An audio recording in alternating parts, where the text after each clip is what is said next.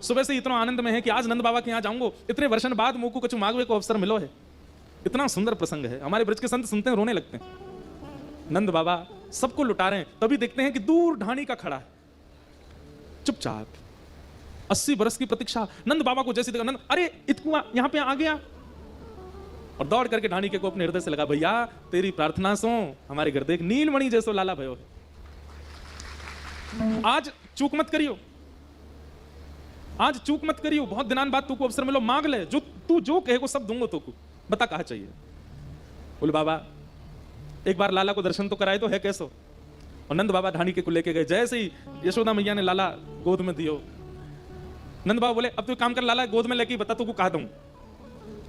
ढाणी को बोलो बाबा जी लाला इतना सुंदर है, यही दे दो, मैं तो यही ले जा रहा हूं, यार देख के कुछ मांगने की इच्छा ही ना रही बाबा। यशोदा मैया की इधर इतकू दे दे, यहाँ दे दे, बहुत दिनान में भयो है, तू यही ले जाएगा, अब चल जल्दी बता तू को कहा चाहिए। तब ढाणी के ने अपने परिवार के लोगों की इच्छाएं बताई। मेरे मन आनंद भयो, ब्रजराज ही याचन आयो, अपने अपने मन को मतो कह परिवार सुना। अच्छा एक और नियम होता है, जब लाली होती है ना तो ढाणी आती है, मतलब ढाणी की पत्नी आती है, और जब लाला होता है तो ढाणी का आता है। जब किशोरी जी हुई वहां बरसाने में तो वहां ढाणिन गई थी, और नंद बाबा की और ब्रजभानु जी के ढाणिन एक ही हैं। कितने भाग्यशाली हैं ये। यहां लाल जी के हैवे पे ढाणी आया और वहां किशोरी जी के हैवे पे ढाणिन गई है। ये सब ब्रज के विलास हैं, ब्रज के सुख हैं, ये इनमें कोई ज्ञान नहीं है, इनमें कोई वैराग्य नहीं है, ये केवल सुनकर के आनंद होने वाली बातें। तेरे तात कहो समुझाए राय सो जाए शीशा दीजे। मेरे बड़े भैया ने नंद बाबा जैसे ही सुनी कि आपके घर लाला भयो है तो उनने आशीष दियो है, भैया मेरी तरफ से लाला को खूब आशीर्वाद दियो। और आशीष के बदले कहां मांगो है? नंद बाबा बोले जल्दी बता कहां मांगो। बोले 200 भैंस दूध मन मन की मेरे काजे लीजो। एक भैंस के नीचे एक मन दूध होना चाहिए, ऐसी 200 भैंस लेके आइयो। नंद बाबा बोले भैया हम तो गौ पालक हैं, हमारे यहाँ भैंस कांते आई, हम तो कांते देंगे। और एक बात बता तेरी उम्र कितनी है? ढाणी को बोलो मैं 90 को है गो। और तेरा बड़ो भैया कितने को है? बोले वो 120 वर्ष को है गो। बोले 120 वर्ष को 200 भैंसन के दूध में का नहावे गो कि नदी बनावे गो, का करेगो कहा इतनी भैंसन को? अब बाबा करेंगे कहा जी, तो मुझे ना पता, उनने जो कही मैं आपको ब्रजभाषा समझ आ रही है ना सबको, उनने जो कही मैं तुम्हें बता रहा हूं। नंद बाबा बोले ठीक है कहीं तो मंगवा के देंगे भैया। और बता। ता पाछे आछे समुझाए तिनके जेठे भैया। मेरे एक सबसे बड़े भैया और हैं। अच्छा तो ये 120 वाले थे, ऊपर एक और है? बोले हाँ वो कितने, वो 150 वर्ष के हैं। उनने कहा मांगी भैया? बोले मेरी तरफ से लाला को आशीर्वाद दियो। ता पाछे आछे समुझाए तिनके जेठे भैया, उनके काजे दीजो बाबा सुबह 700 गैया।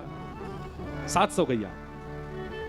नंद बाबा बोले शमशान में लकड़ी बाट देख रही हैं, वो 700 गैया 200 भैंस, भैया तुमको पूरा परिवार करोगे कहा इतने दूध को? अब बाबा करेंगे कहा जी तो मुझे ना पता, मैं तो बस बता रहा हूं घर की जो जो लोगों ने जो जो बात की। 80 बरस को प्रतीक्षा है बाबा, ऐसी बात थोड़ी है। अरे ना भैया मैं मना ना करो, तू मांग और बता और क्या चाहिए।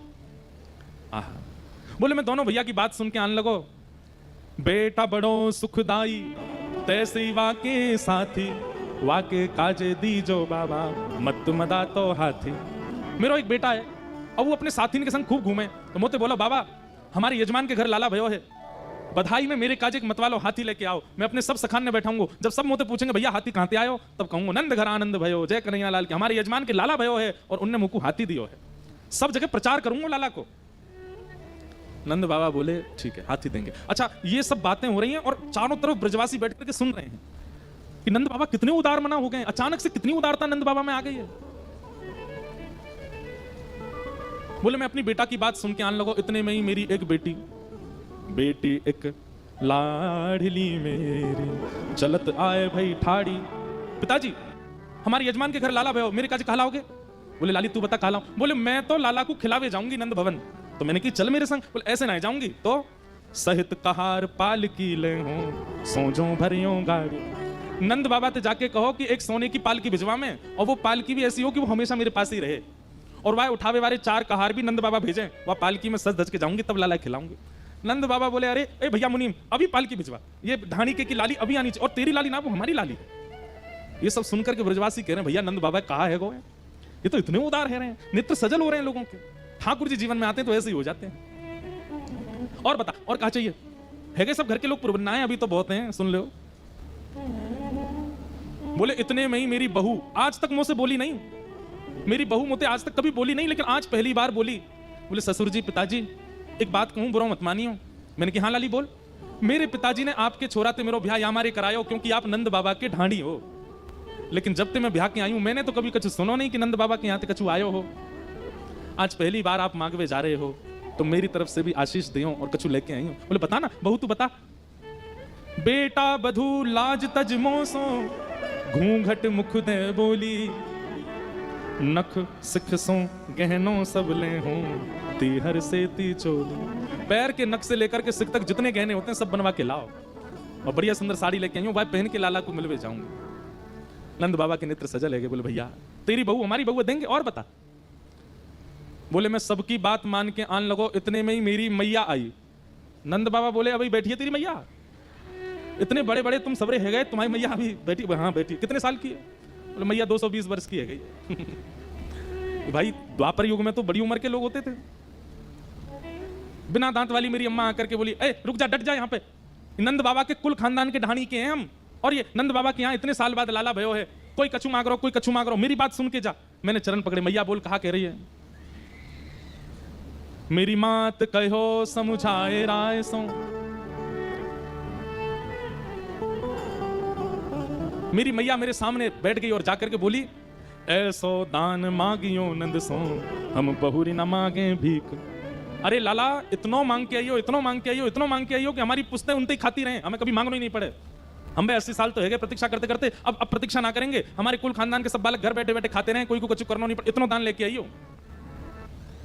नंद बाबा बोले भैया देख एक बात सुन, लाला भयो है, कोई हीरा जवाहरात ना भयो हमारे घर में की जाए, बो बो के तो देते रहूंगा कछु ना कछु, लेकिन फिर भी तेरी मैया निराश नहीं करूंगा, दूंगो। और बता कोई रहतो ना गया? इतने में यशोदा मैया बोली, तेने बेटा की बता दी, बहू की बता दी, बेटी की बता दी, भैयान की बता दी, मैया की बता दी, तेने ढांडिन की नहीं बताई अभी तक। तेरी पत्नी ने कहा मांगो, जल्दी बता, तेरी पत्नी ने कहा मांगो। तब ढाणी को बोलो, बोले बाबा मैं इतना बड़ा भाग्यशाली हूं कि मुझे ऐसी पत्नी मिली है, वहां ने ऐसो मांगो है, ऐसो मांगो है कि मैं जब से सुन के आया हूं मेरे आंखन से आंसू नहीं रुक रहे हैं। नंद बाबा बोले भैया जल्दी बता, वहां ने कहा मांगो। ढाणी को बोलो, तब बोली मेरी घरवारी, नीके नीके जइयो। मैं एकांत में ले गई और एकांत में भीतर से कुंडी लगा करके कमरा में बोली, कोई पालकी मांग रहो, कोई सोनो मांग रहो, और हमारी सासू मां ने तो सबन के पार कर दी, इतना लेके आई हो कि हमारे कुल खानदान खातो रे। भैया नंद बाबा हमारे यजमान, वे यदि थोड़ो दें बहुत कर मानो, पर लाज राख घर आइयो।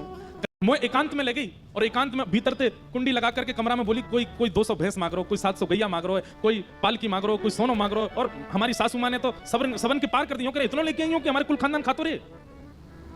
भैया नंद बाबा हमारे यजमान, वे यदि थोड़ो दें बहुत कर मानो, पर लाज राख घर आइयो।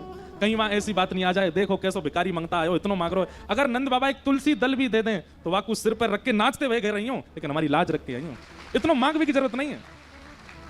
ये सुन करके नंद बाबा के नेत्र सजल हो गए, तुरंत हृदय से लगाया और मुनीम जी से कहा, बोले जो जो कहा है सब दुगना दुगना करके भिजवा दो ढाणी के यहाँ पर। ऐसा उत्सव, तभी तो सब ब्रजवासी गाने लगे, हाथी दीने, घोड़ा दीने, और दीनी पालकी, बालकन को लाडू पेड़ा, बूढ़िन को लापसी, कड़े दीने, छड़े दीने, दीनी मुक्ता मालती, नंद घर आनंद भयो जय कन्हैया लाल। ऐसा उत्सव मन रहा था।